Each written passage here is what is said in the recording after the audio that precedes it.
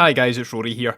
Just wanted to leave a quick note to say that if you enjoyed last week's episode and want to keep up to date with the content that we release every week, please remember to follow or subscribe to us on Spotify, Apple, YouTube, or whichever platform you're listening to us on. If you're listening on Apple or Spotify specifically, please also remember to leave us a review.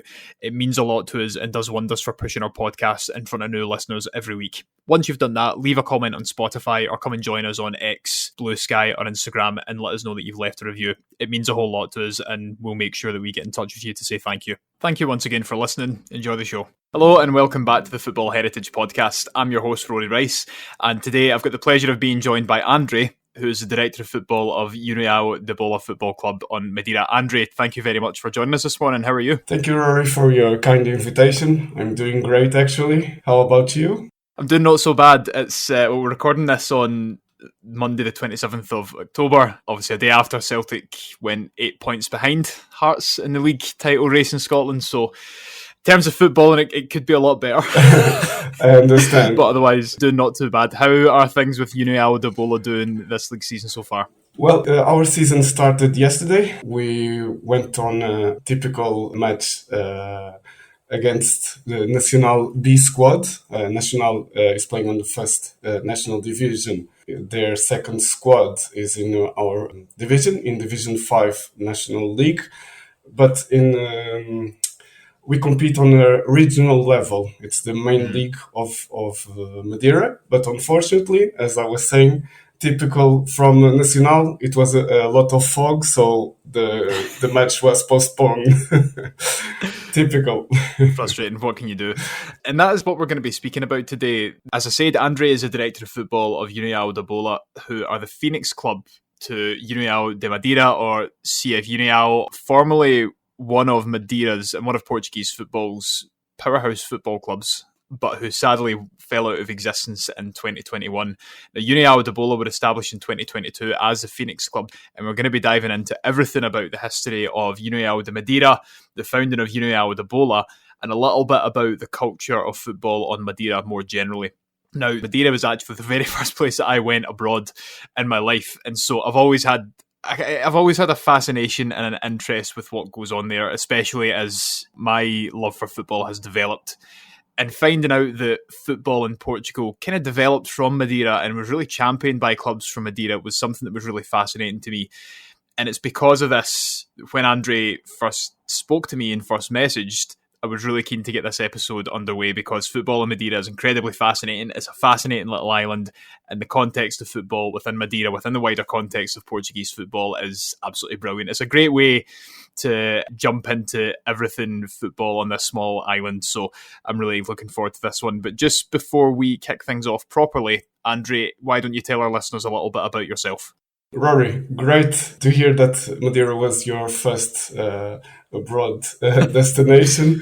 And for a minor introduction regarding football, it was in Madeira and in a small village called Camacha that football was played first in Portugal in 1875, if I'm not mistaken, by a British soldier named Henry that decided to join a group of British soldiers and locals to play a bit of football there in the tiny village of Camacha. Regarding myself, I'm still a student, a 38 years old student. I know, crazy. I have a degree in tourism, a master's degree in sustainable tourism. I'm pursuing my PhD in tourism in the University of Malaga in Spain. Apart from that, I have 4 post-graduations, one in sports management, one in football direction, one in education management, and one specialization in sustainable tourism. As a researcher in the University of Malaga, I'm a researcher in sports tourism. I focus specifically in football tourism in small island destinations. I'm also a researcher in Universidade do Futebol in Brazil, in São Paulo. I focus my research there in football and the teaching of football as teachers, not as coaches.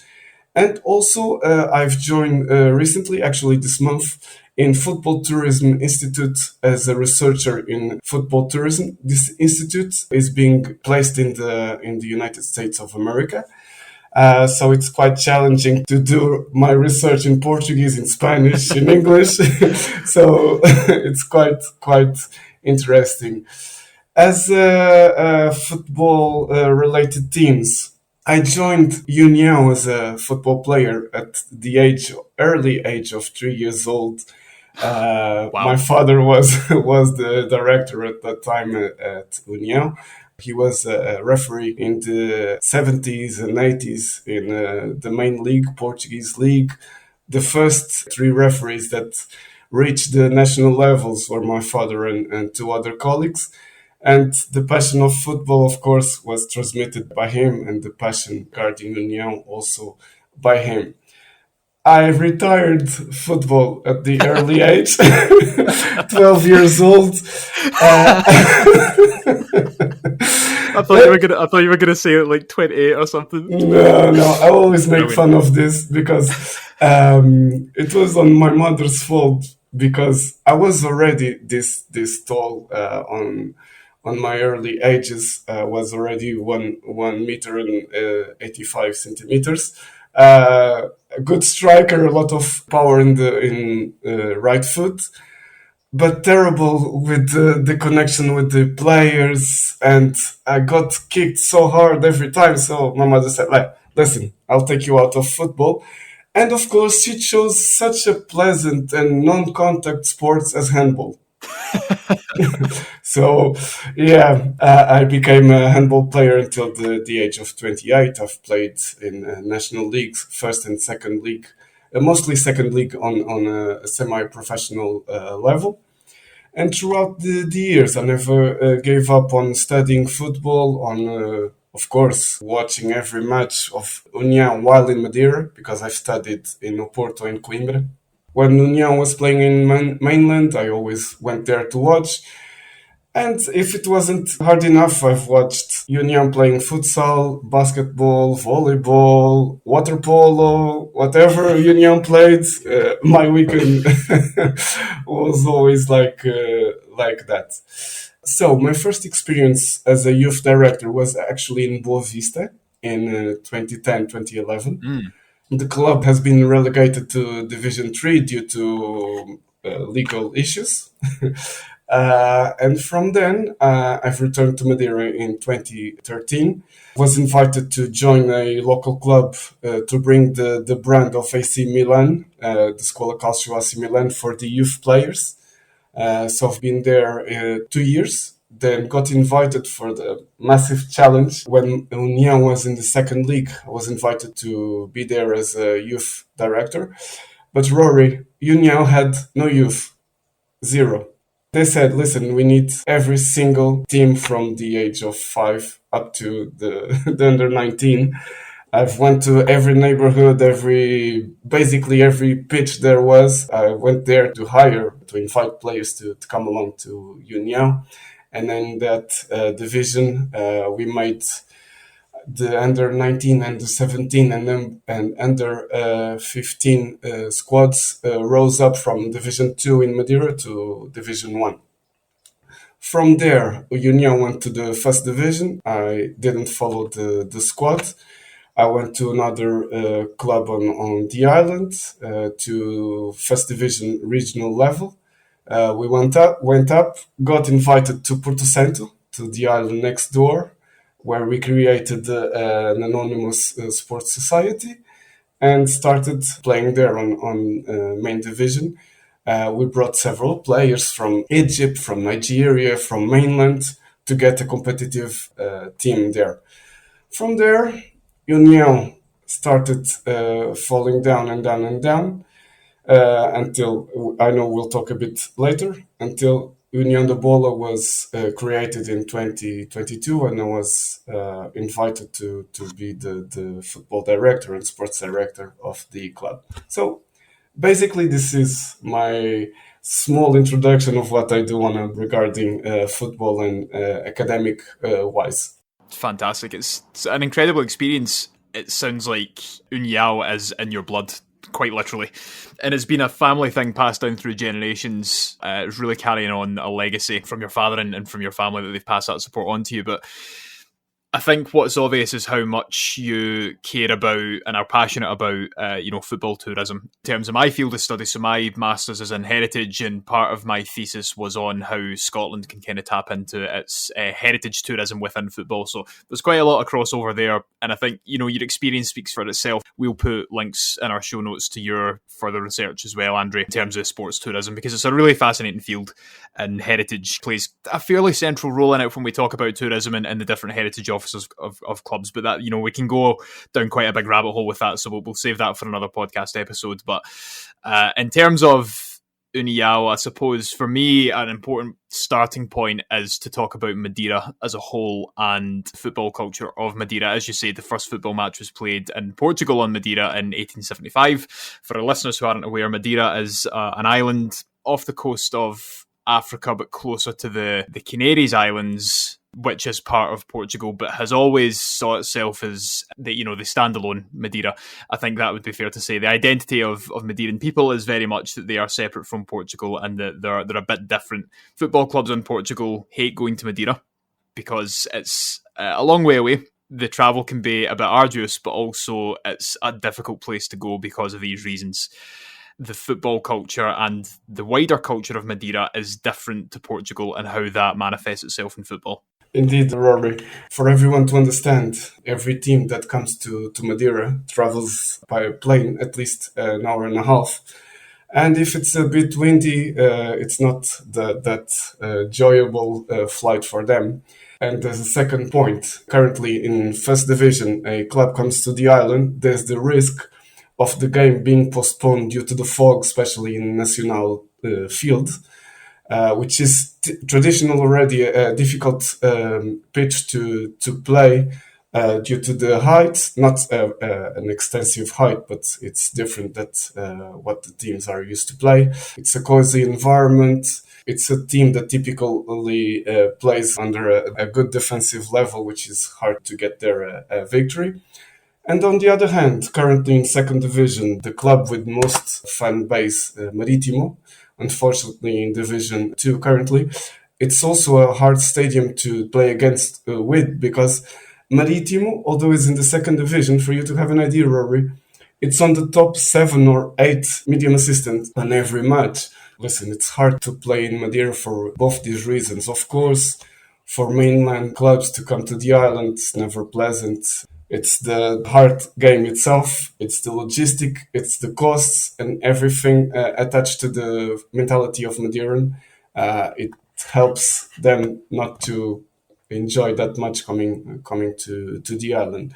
Regarding the first part of the question, Rory, Madeira typically loves sports. For everyone to have an idea, it's an island that played sports since forever, either nautical, either in land, and more recently in air.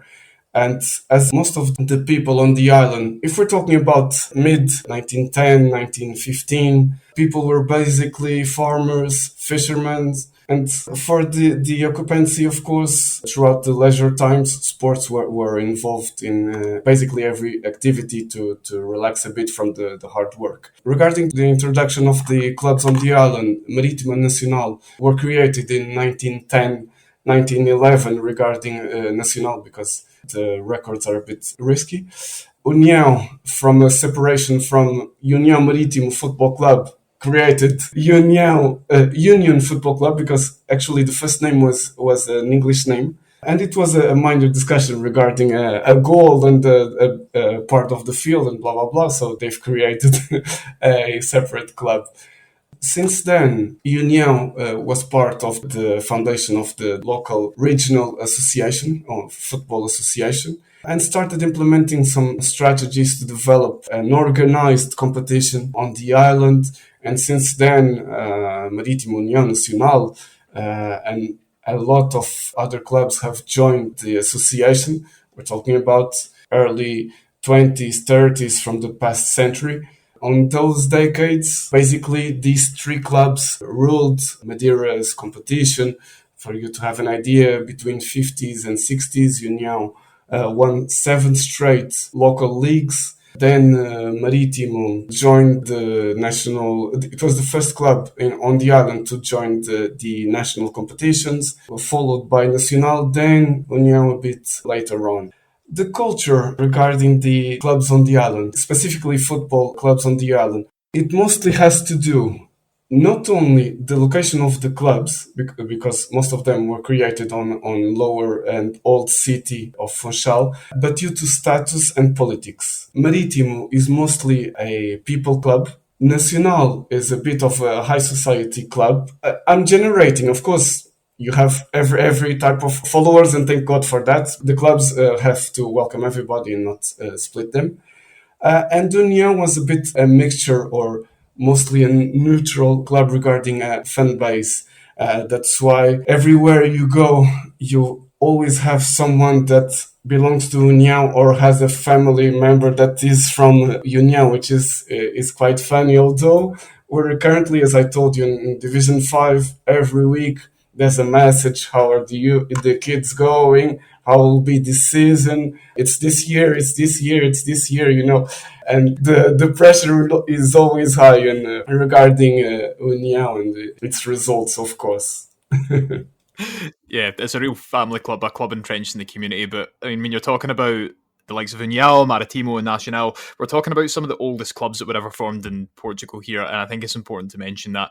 But I mean, Marítimo especially also have a bit of a heritage within Europe. They've played in European football. I think they've played matches in Ireland before. They've played I believe they've played in some European group stage too. So there is a history of European football on the island, and considering, it's like you mentioned, and you'll come across this within your research as well, within island sports tourism, but quite often, people wouldn't expect such football and prowess to come from small remote locations, but actually more often than not, it's those remote locations which provide some of the best shocks, or some of the best football that we can see.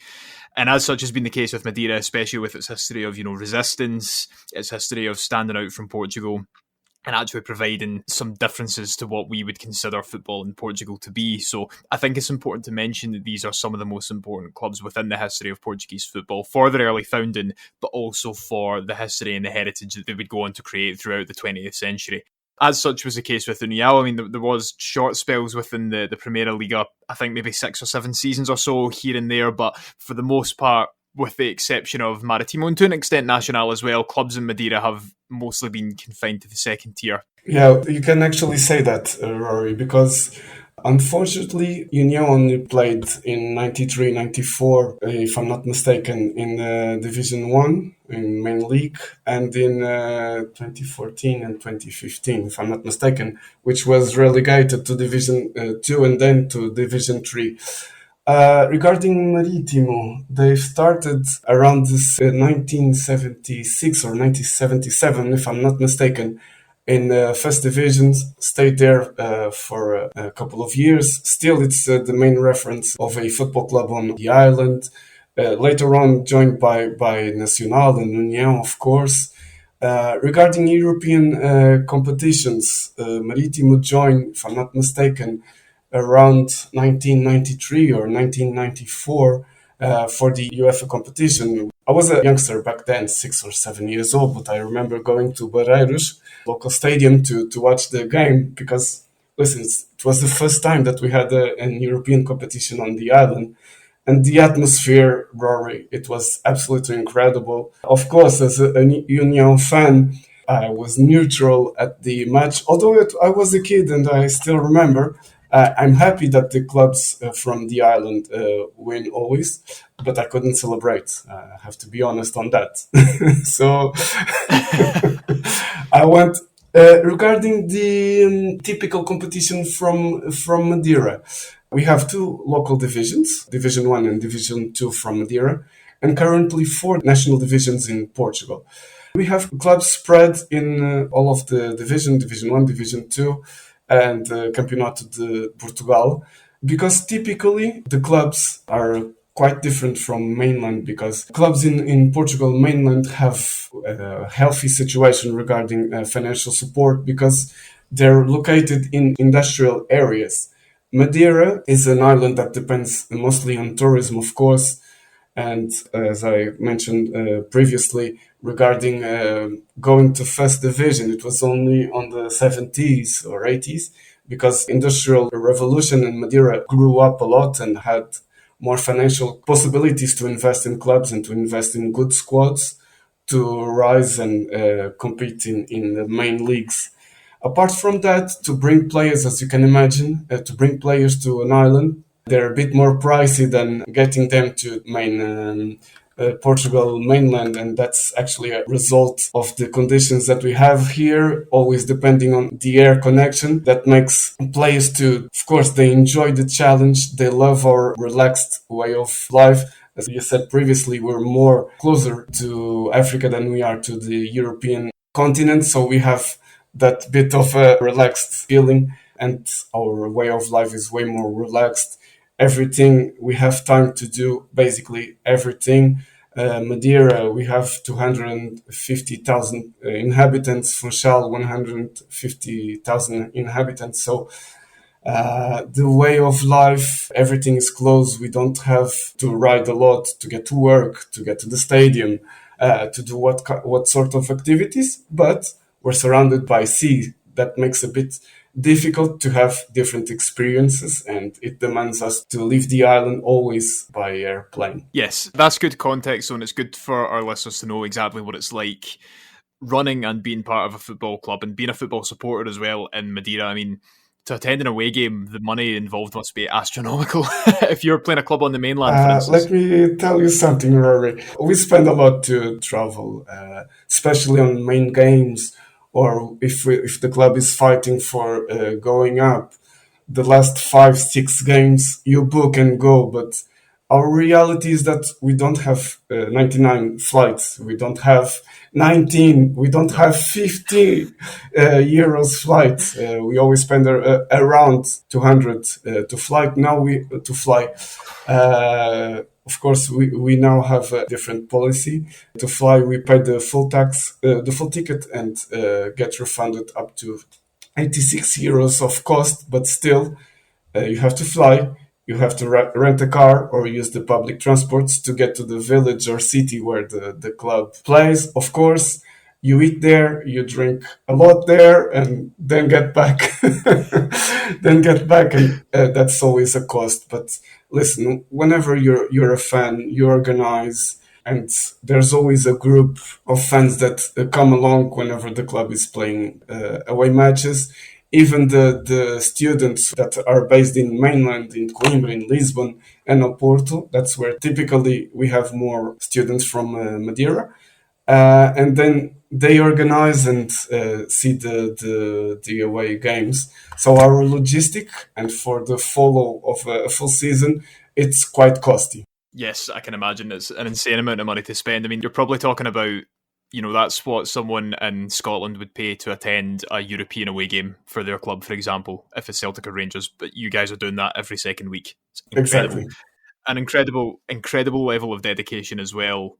And again, it shows how much Uniao is in the lifeblood of people from Madeira, which is important and would have made it all the more devastating when the club finally dissolved in 2021, because despite the fact, Uniao were successful only really regionally within Madeira, they were still a big name. They're a club that have been around for a huge amount of time, and really they are one of the origin points for football in Portugal and especially Madeira. So, throughout supporting them through thick and thin, seeing the rises and the falls and being aware that the club was going down this really slippery path, it must have been devastating for yourself and other people on Madeira when the club were forced to dissolve in 2021. Rory, let me tell you something. It's hard as a fan to tell you what I'm about to say, but the hardest point regarding União and myself as a supporter was actually in the first division when we went down. Because União was doing such a great performance on that season, coming down, getting relegated to Division 2 under a bad sports management from the actually president of the Anonymous Sports Society of União, that was actually the hardest moment for me as a Uniao fan. Then getting relegated again in Division 2 to Division 3, we already knew that the club was facing massive difficulties regarding financially speaking. And the only solution was to close the club because the debts were actually too high. It's hard to know that we, Union fans, have a great training center that we can't use. For you to have an idea, and it's actually in Camacha, in Valparaíso, we have a 3-pitch training center, 1 artificial grass, 2 natural grass pitches, and we can use. It's completely abandoned due to the situation, and it's hard for us as Union fans to travel with the house on our back to play in a small pitch. So we're currently playing, for you to have an idea, in Liceu, is a secondary school, and we're using their pitch to play with. We already used that when Union was in Division 3 and our complex didn't have the conditions enough to get security, to ensure the security of the matches.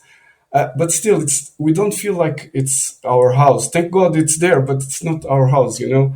You need to have your own complex, and we did have, and that's a bit hard on the fans to enjoy. Of course we do. We love to see Uniao. I'm lucky enough to see it from the inside of the club, of course, but it's always hard to not play in your own house due to the bad management a couple of years ago. Yes, I understand where you're coming from. I mean, we've mentioned it in so many of our other shows before, but stadiums are so important for supporters, knowing what is your home. I think you've put that perfectly. It's your house. And if you don't have your house, everywhere else, it just seems like you're staying somewhere else, like in a hotel or in a motel, or, you know, it's like being permanently displaced. And it's not nice because these stadiums are the centre points for the supporters' culture, for creating memories, for sharing experiences, and knowing that the shared heritage of you and your supporters can be traced back to this one place. So to lose that is one of the, in my opinion, to lose a stadium is one of the most damaging things that can happen to a football club if it's, forced, or if it's, through means like the club dissolving. And it was because of, severe financial issues and, as you mentioned, poor sports management, which was led to the demise of Uniao in 2021, unfortunately. But in 2022, a decision was made to form a Phoenix club called Uniao da Bola, who have been rising up the divisions. And I assume the intention would be to get back to where União da Madeira historically should have been, or at least to get back to a stage where they feel they represent the fan base of Uniao. But, being a Phoenix club comes with a lot of pressure. It comes with a lot of responsibility as well. And there's a few key questions for me surrounding the founding of Uniao da Bola. But before we get on to that, tell me, as a Uniao supporter, how you felt when you saw that a Phoenix club was being formed to represent Uniao. As a fan, of course, I was happy because we basically lost 2 years where we had no football to feel. Of course, we see games as a football fans. We see games worldwide, but you didn't have your Saturday or Sunday match. You couldn't be happy or cry or be on a bad mood because your team lost or you won, or it was you won but played bad. We lost that feeling, Rory, which is basically everybody that watches football feels, and that's actually the real pleasure of watching football. And losing it for 2 years, it was quite hard. Getting União, the ball as the phoenix of União, to rise again, the feeling of União, to bring back the fans, which, have to be honest, it's quite difficult at this point. The club is 3 years old.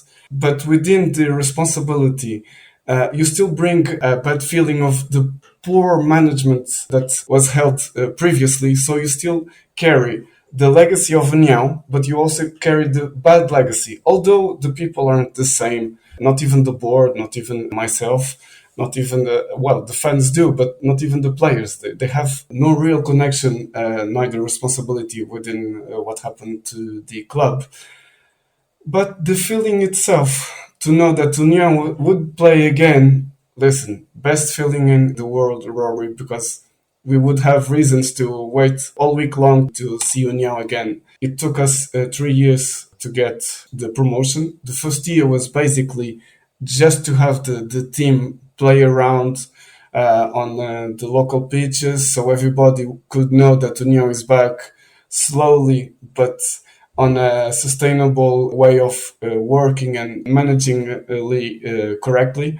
Then second year, that's when I joined as a football director to ensure that the club would get promoted. Unfortunately, we failed for 1 point. And then last season, actually, we got promoted. And now we're on the main league of Uniao. Regarding the projection and the line that we are following in the club, of course, the idea is to bring back União to the national levels as soon as possible, Rory. This isn't a club to be around on the regional level, because it doesn't make sense. The amount of fans that we have, the legacy and the weight of the club, the União name, we have to go up as soon as possible. Under a very good financial management, we can't take risks at this point in investing too much on the squad, then next season to fail. So we're working on a very, very strict budget, and we don't fail at all regarding financially speaking with our commitments. And it's mandatory to keep this way so União can clean up its name regarding the previous debts, although we don't have any responsibility of that, but we have to clean the name on those providers. The only way is up, honestly. I love that. And you mentioned it yourself, and I think it's quite important for me to ask, obviously, like you said, when you found as a Phoenix club, you're making a statement when you say specifically you're a Phoenix club because your intention is to mirror or carry on the legacy and name of the club which dissolved, which you now represent.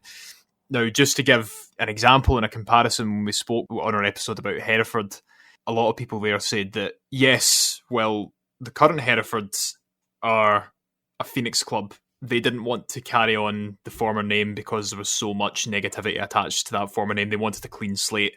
So names are incredibly important in football for obvious reasons, particularly where heritage is concerned. And you mentioned there, sometimes you carry the burden of the former club and people will recognise that, but the people running the club aren't the same. Sometimes the supporters aren't the same. There has been a little bit of face washing with that where it is a bit cleaner. As well as obviously primarily being a Phoenix club to carry on the Uniao name, what were the reasons for founding the club, and what is the identity and the philosophy behind founding the club? I would assume to be more sustainable, which is written into the kind of core principles of the new club. It's mandatory, as I said previously, it's mandatory to have a sustainable sports management philosophy. Both the board as myself were very strict on financially speaking, and we gather knowledge, the board financially speaking and commercially speaking, because every club needs a good brand and a good connection or relationship with the local entities, with the sponsors, and this kind of relationship. Actually, we have a close relationship between the club, myself, and the players and fans, which make us at this point unique, because the fans can contact me at any time. The players know I'm always available. The board knows I'm always available. This way, this close relationship, being honest, Rory, in this division, once we get to national divisions, departments need to spread more. But this type of approach, it's mandatory to União. União needs to have a close relationship with the fans, with the local entities, public and private entities. It's mandatory. And the philosophy of União, União da Bola, is actually to keep it. For you to have an idea, the name União da Bola, it actually comes from the anthem of União, because União da Madeira, in the anthem, we talk about Bola, which is ball, football, the football itself, and União, so we kept a mixture, and of course we had the entity was created. Interesting. I didn't actually know that was part of the anthem, so that's brilliant heritage right there, because it's taking what is a part of the club culture and making it the new entity and the new name. It's really fascinating, actually. So I'm guessing then the plan is to keep the Uniao da Bola name because, sometimes, as in the case if we've seen in Belgium, you have this whole thing with matricule numbers where a club, when they found is given a number, obviously Royal Antwerp are number one, as we've spoken about with Scott Coyne numerous times on this show, and in the case of KSK Beveren, if a club folds, they can essentially, or someone else can buy their matricule number and change the name surrounding that. There's a huge amount of issues surrounding that where heritage and football governance is concerned. But it's obviously different for each association. Now, I'm assuming then from what you've said, the plan is to keep the Uniao da Bola name instead of going back to the CF Uniao or... And, obviously I've said Uniao da Madeira in this because from my perspective, that's a general name. It's not the exact name of either club, but it's perhaps a name that people might call the football club in lieu of saying, Uniao da Bola. You're actually right. Let me just explain. Clube Futebol União is the original club, but União da Madeira was the transformation of the club to an anonymous sports society. We were the first one in Portugal to change the club to an anonymous sports society. The mentality of União at that point was ahead of its time. For you to have an idea, the first one in Portugal. It was risky, but União changed from a club to a company. Basically, it was run as a company. Of course, now especially in Division 1 and 2, it's basically mandatory in Portugal to become an anonymous sports society. But at that point, we're talking about 25 years ago, it was a massive innovation. Honesty was scared at that time because if we join the company, we can use the identity of the club, but it didn't happen. Regarding União da Bola, the idea is to keep the name, keep the brand. Of course, on a sports level, as I told you, get to the nationals, but we don't have the idea to change it from a club to an anonymous sports society to be managed by a private entity or a private company to invest and to run. We rather have what we have, a low budget, but a serious budget, and we know the way that we're managing the club financially in sports management.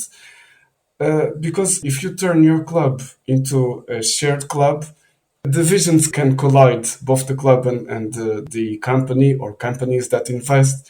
So for now, the idea is to keep it as a club, and as long as it's sustainable, it will be this way. It's a good way of doing it, I think. And it's in many ways the only way to do it. To be completely honest, and sustainability is so important to the supporters of those clubs who have either split from a club that's being run incredibly badly or dissolved and reformed. I mean, there's a couple from Spain that come to mind. Unionistas Salamanca, probably one of the biggest ones. They've split away and formed their own club, making their way up the divisions. I think they're now in Tier 3. But yeah, making sure and actually enshrining within the kind of constitution of the club that sustainability is mandatory is a huge thing. And obviously it leads to, in many ways when we see Phoenix clubs forming, there's this dynamic that always shows that the power of football is in the hands of the fans, and in many ways when a club dissolves, especially due to mismanagement, fans then choosing to form a Phoenix club, it's a massive sacrifice, and I don't think people really know how much is actually involved in founding a football club and taking it on as this sort of, sustainable and fan, certainly controlled anyway, not fan-owned, but fan-controlled entity. But doing it represents this shift in power from the people who were mismanaging the former club to the supporters who are now looking to bring a more sustainable model to it. And they do it in different ways, as we mentioned. Names are incredibly important. And choosing to bring back a former name or doing it with a new name can be important as well. But what it does in terms of club identity and supporter culture is huge, because it almost develops this defiant siege mentality that says, we're back. This is what we're doing. It's just such a fantastic way of putting power back in the hands of supporters, and it galvanizes everyone to this new club. Indeed, Rory. For you to have an idea, the constitution of União da Bola basically was based in the idea of the current president, Rómulo Soares, and a group of fans from União that, listen, let's get started. For you to have an idea, the clubs, as I said previously, in Madeira, depend a lot on the governmental support, financially speaking. Here in Madeira, you only get supported if the sports activity, lasts at least 3 years. So from the third year, you get a certain amount of support from the local entity. This said, Uniao was based and funded and financed by Uniao fans' pockets. Okay? No companies joined, basically, stubborn people that love the club and invested themselves. It takes a lot of courage and an amount of risk, of course, to start all over again. None had an idea how it would go. Actually, it's going great. But it was a risky step from the fans, of course, and the president himself. It demands sacrifice, financially, times. For you to have an idea, he was in the Anonymous Sports Society as a vice president from Uniao for several years. It's different to have 10, 12 departments running themselves than having the president himself handling most of the stuff. It's not just joining, creating and investing money. You need time. You need time to handle the equipments, the jerseys. You need time to gather with the sponsors, to organize the matches. You have to be on time for the matches. The logistic itself, it's handled by us. We don't have other departments. Meaning, the board, the board of the club and the close fans handle the logistic of the club. It's pure love. This is football at its purest state. Yeah, I completely agree. That's what it means to be a club loved by your community and a club that's built a community. That's a sign that a football club is dearly missed when they dissolve.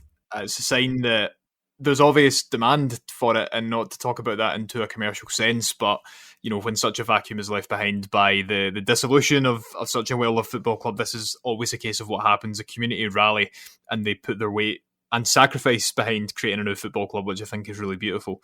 So what is the culture of the supporters of Uniao de Bola in the modern day? What can our listeners expect if they go along to Uniao de Bola for a match day?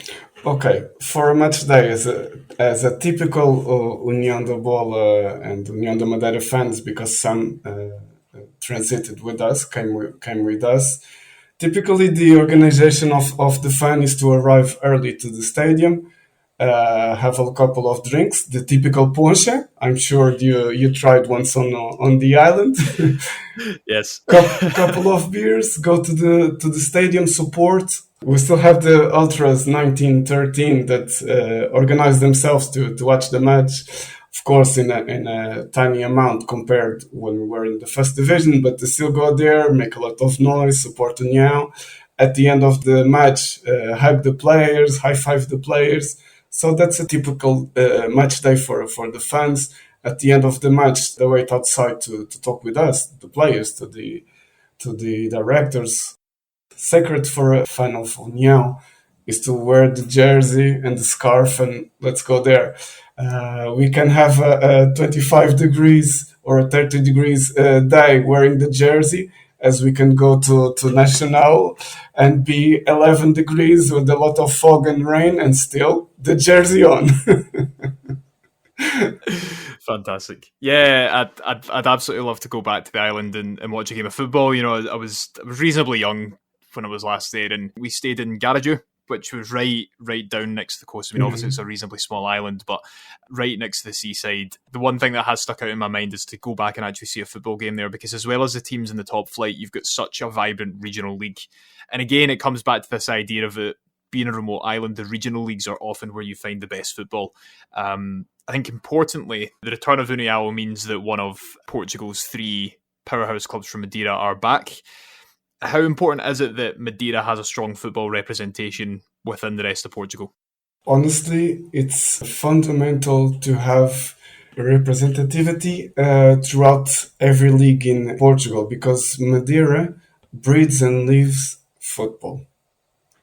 Everybody has at least one club on the island. I say at least because I'm not sure. I know you're a Celtic fan. I heard episode 88. I'll never forget. I'll still ask for a maths book because I'm curious.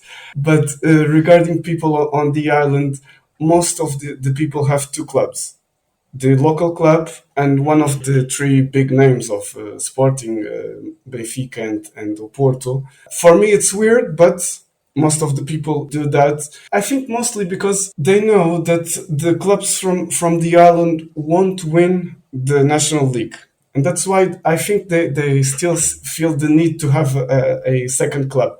I'm not saying that they're not fans or crazy fans of União, Marítimo, and Nacional, but they still have the need to have a second club, in this case, a big club representing.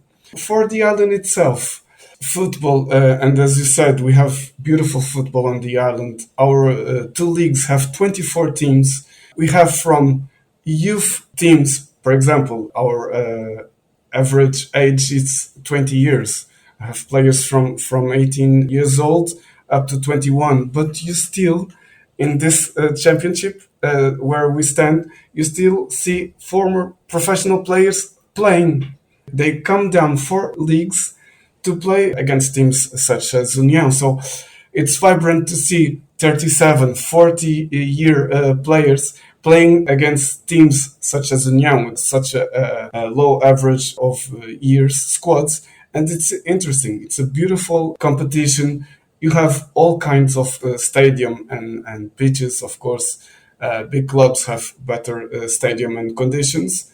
But most of the pitches are actually quite good to play along. Unfortunately, only one club plays in natural grass. The others play in artificial grass, but incredible conditions. The atmospheres are incredible. Every club has their own fan base. There's no need to compare, but União has a legacy. It's different regarding the fans, but it's incredible to see the atmosphere playing against other clubs that also have organized cheering. Although there's a competition going, people go to the same bar, to the same coffee, have a coffee or have a beer during the match or after the match or pre-match, and the atmosphere is healthy. Most of the tourists that actually like football, they don't only watch matches from the Division 1 and Division 2. They also come and watch the regional league and the clubs from League 3 and from Madeira that are playing on that league when they're visited. So it's quite interesting. Listen, we basically breed football. Of course, the investment was pre-Ronaldo, of course, but having a player from this city that reached all kinds of records and branded Madeira all over the world. We even have the airport with named after him. Listen, it attracts a lot of interest to Madeiran teams, especially youth teams, because everyone is looking for the next Ronaldo, and the kids, especially from poor areas, they struggle and they fight a lot. That mentality comes also from the island. Not most of the players, but you can find it still. The mentality to fight and to achieve success, you still find it in these clubs. Ronaldo, for example, started in Andorinha. Andorinha is playing. Actually, next Saturday we'll play against Andorinha in our home. And kids still fight because he actually was humble enough to project to the world that, listen, I'm wealthy, but I fought hard. And this is still stuck in Madeiran mentality. I'd say so. I think that typifies Madeiran identity as well, and the Madeiran mentality is what it's all about.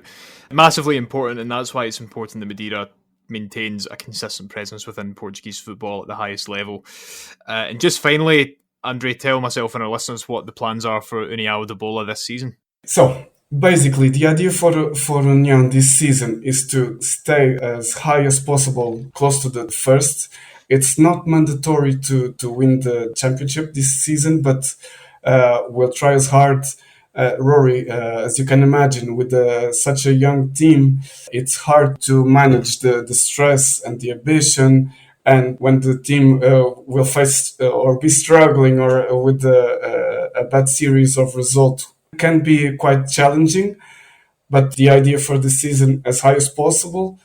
And if we're talking about a short-term projection, in the next 2-3 years, União it's mandatory to be in the National League. Yeah, I understand.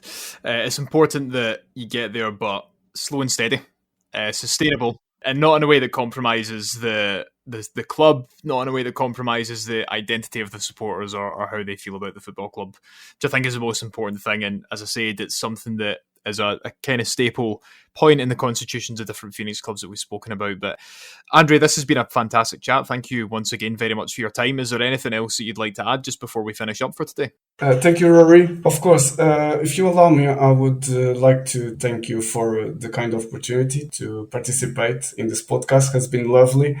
I love to share my love and your love for football. Also, if you allow me, a bit of thank you for the fans that support us on a regular basis, and to all our sponsors that help Uniao keep on a steady and sustainable basis, such the Madeira Tourism, Coral, Tech Big, Sport Networking, Revista Futebol Estado, Reis e Barros, and the Câmara Municipal do Funchal, of course. These companies and entities help us in our path to keep the good track and keep a sustainable and serious sports management. Very important to always thank and appreciate the people who make your club what they are as well, from the fans, but also to the people who are making that sacrifice internally as well, spending their time, not necessarily for money, to make sure that the club gets back on a stable footing and gets back to the position it would be in. Uniao da Bola are a fantastic football club, and I would encourage any of our listeners to go and check them out and support them in whatever way you can. And if you ever do make it to Madeira for a holiday, go along and see them play and take some photos and shows as well if you ever do manage to do that. I think that'll do us for today, Andre. Thank you very much once again. To all of our listeners, thank you very much for listening. If there is anything that you would like to ask us about this episode, or if you would like to suggest an episode yourself, please do get in touch. You can DM us on X, that's @_footyheritage. You can email us at hello@footballheritage.co.uk, or now you can even reach out to us on LinkedIn. That's how Andre first got in touch with us, and I'm absolutely delighted that he done so. But that'll do us for today. Andre, say goodbye. Thank you, Rory. Goodbye to all. Thank you for listening. For now, it's goodbye from me. We'll see you all again next week. Goodbye.